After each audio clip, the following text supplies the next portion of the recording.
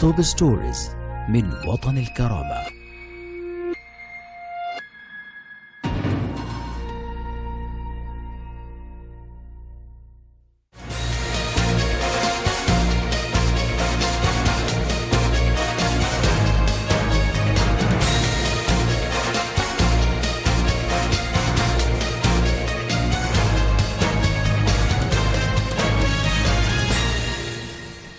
Hello, welcome to Watan al-Karama News Channel. It is 9 p.m. our time for top stories, and we start with latest developments in Libya. Parliament member Sultan al-Mismari told the Karama News Channel that the anticipated parliament session to decide on the dialogue process and the outputs of the UN mission have been held and ended, noting that it witnessed disputed agreements on 4 proposals. Moreover, he stressed that the proposals are as follows: adherence to the forced draft signed with Initia's appointment of only 1 deputy as a prime minister for the national unity government, the appointment of a 4th vice president for the government, or the formation of a presidential council made up of 9 people.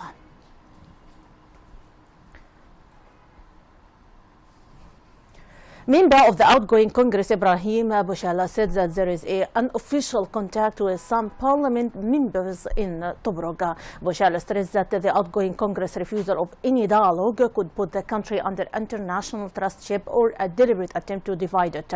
He stressed their support for dialogue willingness to meet wise men in Libya. Moreover, he blamed the former UN envoy to Libya, Bernardino Leon, for failing in playing a neutral mediation role, stressing that continuation of his mission does not serve the interest of the dialogue.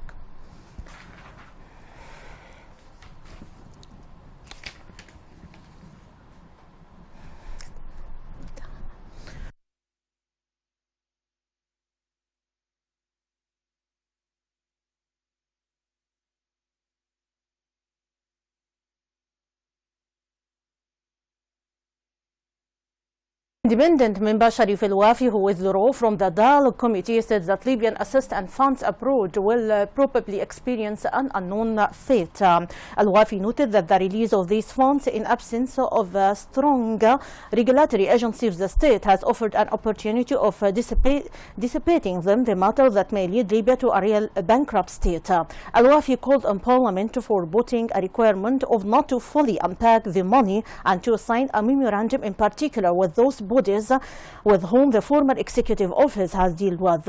In the meantime, he stressed the importance of specifying a certain amount of money to be paid to the national unity government after that it assesses the needs in case of its formation.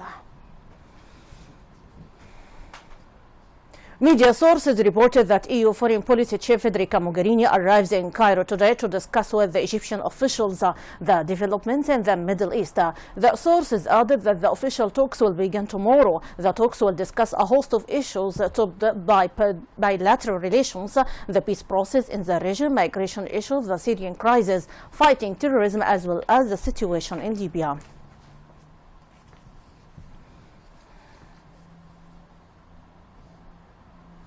A tripartite ministerial meeting including Algeria, Egypt and Italy has been held to tackle the situation in Libya. Egyptian Foreign Minister Sameh Shoukry stressed the Libyan crisis has entered an important crossroads relating to the agreement drafted by former UN envoy to Libya Bernardino Leon, recent amendments and intensive consultations held in Cairo.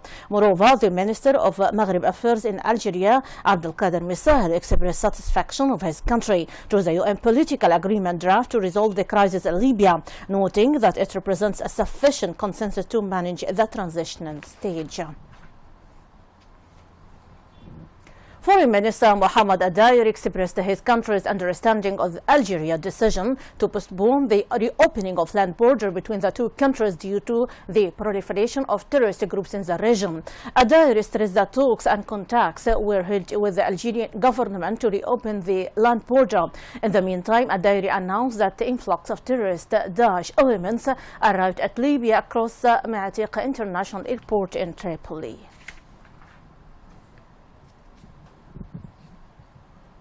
A military naval source said that the Coast Guard spotted a ship approaching the beach of Sidi Khalifa in the eastern city of Benghazi. The source noted that the naval forces surrounded the ship, forcing it to enter Benghazi port. Moreover, 3 reports of the Marine Corps stormed the ship and then inspected it. The military source also noted that the ship brought a Lebanese flag and its crew consisted of the 5 Syrian people. In the meantime, 19 empty containers were on the port, and the naval forces are still returning the ship and its crew. The U.S.-led coalition conducted 10 airstrikes against terrorist Daesh group in Syria and 17 in Iraq. The U.S. military said stepping up its air assault in Syria as fighting on the group escalated. The combined joint task force said in a statement today that in Syria, 6 airstrikes near Mara destroyed 3 fighting positions and 3 terrorist Daesh group buildings. It added that 2 airstrikes destroyed a vehicle and wounded 3 Daesh terrorists near the militant stronghold of Raqqa, while 1 strike each targeted militants near Al-Hawal and Al-Hasaka. Fighting escalated in Syria over the weekend after talks in Vienna called for a ceasefire. Terrorist Daesh elements drove Syrian government forces from a western town of Mahin in Homs province. The coalition campaign upped the number of airstrikes in Syria over the weekend with 26 strikes since Friday, compared with only 2 previous weeks. In Iraq, the coalition continued to target the contested cities of Ramadi and Sinjar with 4 and 5 strikes respectively. Russian President Vladimir Putin said today that a plane crash which killed 224 people on their way back to Petersburg from Egypt was a great tragedy. Expressing his condolences to the families of the victim, Putin called on investigators to build an objective picture of what happened. Putin said during a meeting with the Russian Transport Minister Maxim Sokolov that during such tragedies and this time is certainly very important to feel the shoulder support of loved ones, empathy from across the whole country over this terrible disaster. He added, our Egyptian partners are providing any possible assistance in organization of this work. The Russian Airbus A321 had been heading from the Red Sea resort of Sharm el-Sheikh to the Russian city of Petersburg when it crashed in Egypt's Sinai Peninsula. Russian officials have said the jet broke up in mid-air, but why it did so remains a mystery. Bavarian Premier Horst Seehofer said today that he was pleased with the results of a crunch weekend meeting with Chancellor Angela Merkel on the migrant crisis. He said at a news conference, I can tell you after the discussion with members that the positions paper from CDU and CSU was unanimously received. There was absolutely nothing critical to say. Seehofer's Bavarian Christian Social Union CSU, a sister party to Merkel's Christian Democratic Union CDU, and together they form the union. But the refugees influx has sown discord between the allies, with thousands of refugees pouring over the border from Austria into Bavaria by the day. Seehofer is under intense pressure from municipalities in his conservative southern state to press the federal government to stem the flow of arrival. Despite being critical of Merkel recently, Seehofer said the meeting took care of everything that needed to be accomplished. And now we transfer to Turkey. European election observers voiced concern today over Turkey's snap elections, which saw the ruling AK party sweep back to power.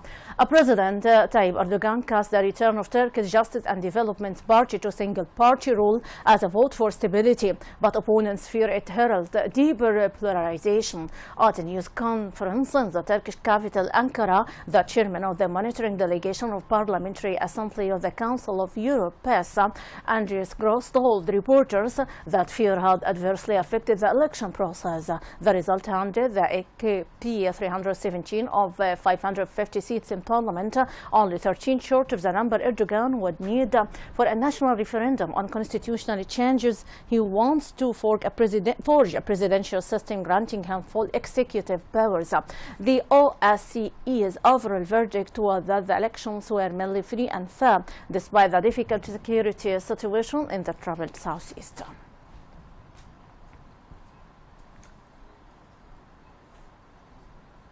My audience, that is a wrap-up of our top stories for today. For much more, you can check our website, www.watanelkarama.tv. Thanks for being with us. My greeting, Rانيا البليدى.